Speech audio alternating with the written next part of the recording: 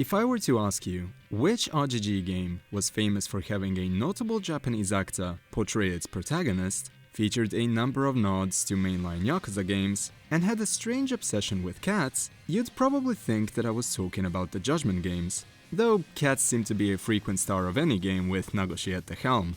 Well, in reality, the aforementioned description could just as easily apply to another amazing Yakuza spin-off, that being the still criminally underrated Kurohyou series. The ties connecting these two are many, and given how I've recently been revisiting them, I thought it would be fun to point out just a few of the inspirations that either one or both of the Judgments took from RGG's PSP outings. So let's take a look at 10 examples that caught my eye. Number 1. The boxing minigame. In Lost Judgment, there's a number of after-school activities you can partake in, and one such activity that is often praised is the boxing club. If you were to compare the combat in that minigame to the regular combat in Kurohyou, the similarities should be obvious enough, but it's not just a case of similar visual flair, as even the general mobility options are a near one-for-one between these two. It's interesting how Ukiyo Tatsuya, the protagonist of the Kurohyou games, specifically uses boxing as his primary fighting style during the opening sections of the second game, because with how prominent the Dragon Heat and Ashura Colosseums are in that story, and how the boxing storyline in LJ is closely tied to the, similar in spirit, Genbukai Underground Circuit, you inevitably end up with this cool homage from one amazing spin-off to another. Number 2. Cat collecting. Nagoshi-san had a very strong involvement with the first entries of Judgment and Kurohyou, and being the avid cat enthusiast he is, in hindsight, it felt like a given that a system around this interest would be present in both games. In the original Judgment, you could find cats around town as part of your investigation mode explorations. There's even a trophy tied to finding all of them, and if you managed to figure out their locations, you'd be able to house them in your office, which made Yagami's home all the more welcoming to return to. The Kurohyou games, on the other hand, may have gone slightly overboard with this premise. Cats basically play the role of the major collectibles here, akin to the locker keys in most of the Kiryu saga. Their owner is actually an old man who runs a dojo in both entries, and bringing the cats back to him will help you immensely as you continue to learn techniques and level up, due to the discounts they grant you at the dojo. While you can't really see the cats in the first game, in the second you can actually visit the place where they're staying and just immerse yourself in the comfiness. As a fellow cat fan myself, I think this is an awesome addition. Lastly, while you can't collect them in Lost Judgment, you can give them food, similarly to Yakuza 6, and as far as the Kaito files go, you can find them on various vending machines around town, close to some really good collectibles. Number 3. Permanent damage. One thing that I found to be a fantastic addition to the original Judgment was the concept of mortal wounds. Certain attacks would permanently cut off a portion of your health bar unless you were in EX boost, and if you actually took the hit, you'd need to use a proper first aid kit to heal yourself to full potential. As far as Kurohyou goes, the seeds that were planted for this mechanic were much more complex. With the way the game is structured, Tatsuya's body is separated into different areas which can all take damage. Depending on how hurt a part of you becomes, you would lose out on various abilities.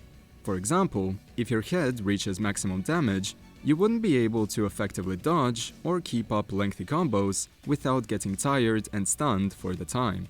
To balance the system out, the game implemented a wide array of recovery items, some of which would fix specific regions of the body, though you'd also have a magical fix-all in the form of a proper first aid kit available, obviously at a higher price.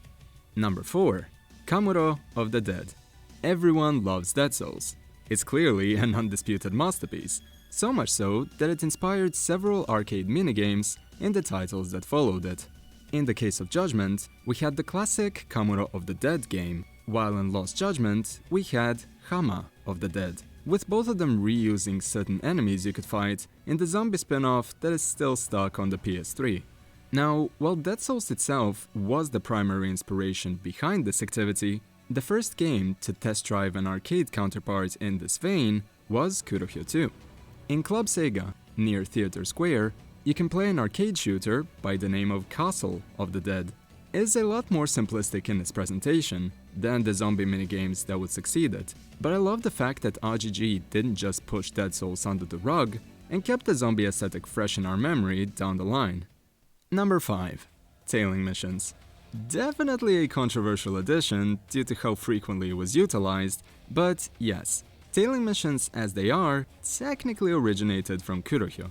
They only really happened once or twice during each of the games, and you didn't have any special hiding spots like in the Judgment games, but you could do the whole press triangle to act inconspicuous type of thing. And that whole segment actually came off as rather charming in Kurohyou, especially with the PS2 style camera angles of the game. The over-reliance on the mechanic in the original Judgment certainly drew ire from some fans though, which explains why they were so toned down in the sequel. Either way, this goes to show you that not all influence has to be good, but once we get a new Judgment, around 50 years from now, maybe this too will have a glow-up that makes the activity actually fun. Number 6. The Friend System. Contrary to popular belief, the power of friendship that shines in Yakuza 7 and Pirate Yakuza was a part of the franchise long before these two. Judgment is the obvious example, where befriending local citizens in Kamuro allowed you to take on more cases and get help in random encounters, among other things. The nature of this mechanic could actually be found as early as 2010 in the original Kurohyou. The premise is as follows. If you finish a fight while you're in heat mode, you will be given the option of dealing with the enemy in one of 3 ways. One would give you additional XP from the encounter, another would give you more money, and option 3 would allow the enemy to join you. In the case of the first game, this will mean that those enemies would be available for use in the PvP multiplayer mode. And yes, this game does have a phenomenal multiplayer, but in Kurohyou 2 specifically, you could actually have these individuals join you around town. Having a specific friend with you would result in a variety of effects being in play, from decreased enemy encounters, to having better item drops, to even having a passive stat boost, and so on. Number 7. Mortal Attacks. Back on the topic of mortality, we have a system present in both of the Judgment games. Not to be confused with entry number 3 of this video, this time we're focusing on a very particular type of attack that would be expanded upon in LJ.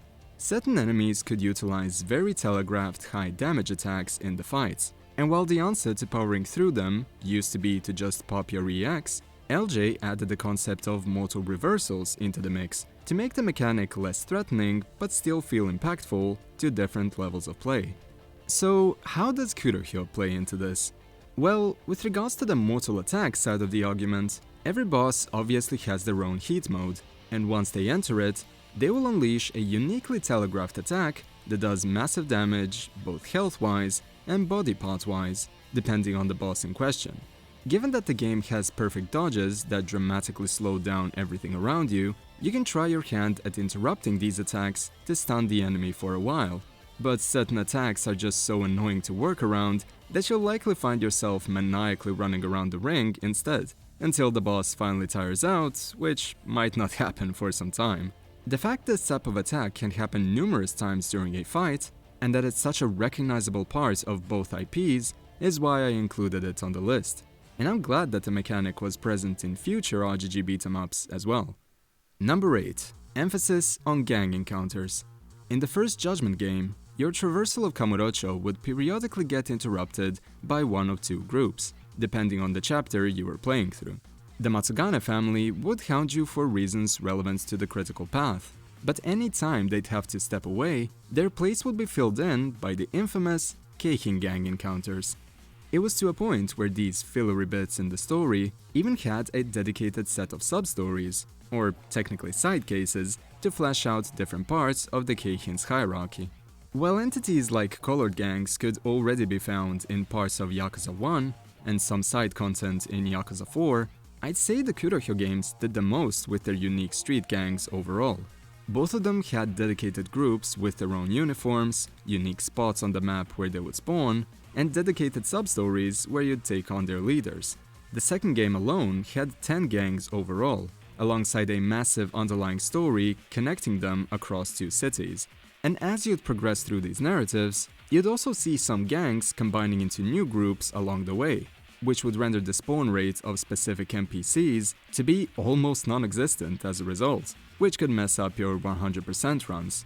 Nevertheless, it's another thing that made these entries feel more unique to me, and I think a part of that charm was carried into the Keihin gang, with their unique street bosses. Number 9. Costumes outside of premium adventure. A feature that feels like a no-brainer to include in any Yakuza game, past or present, would be the ability to switch costumes. For whatever reason, they'd usually be relegated to post-game cosmetics, rather than something to make your regular story run feel a bit different than the previous one. The Kaito Files was the first case in a while where you could freely change your costume in the story, provided you obtained a unique skill that would allow this. In Kurohyou 2, on the other hand, not only did you have dedicated stores that sold different styles of clothing and nothing else, but you could wear these whenever you wanted.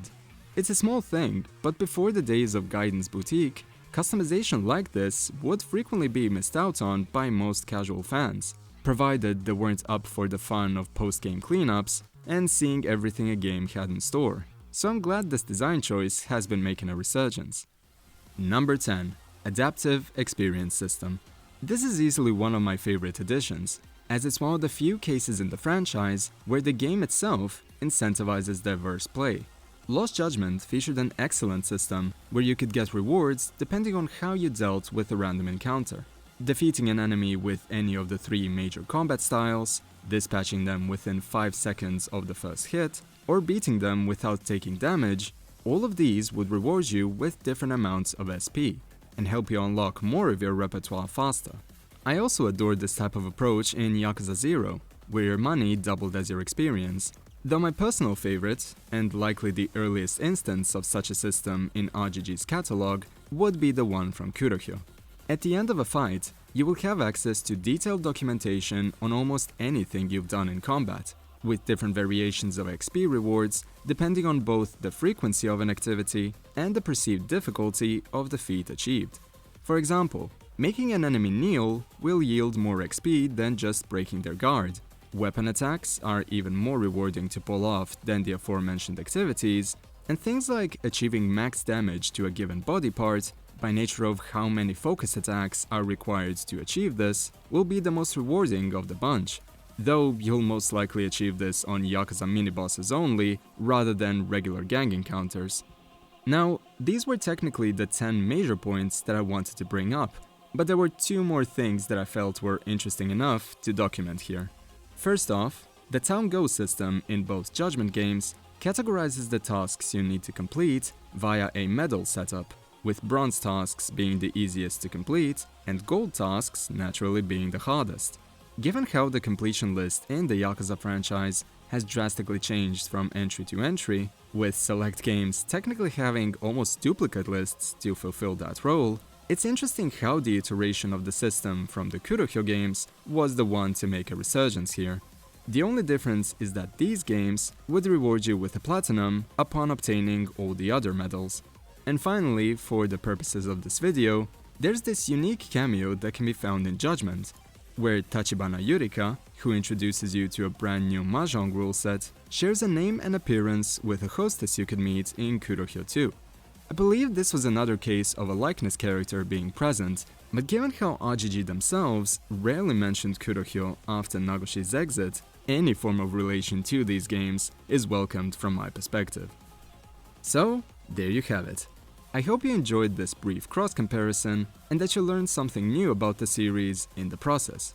Let me know if there are any other topics you'd like to see me cover, and I'll do my best to make them into a future video. So, until next time, take care of yourselves and have a great day. Cheers!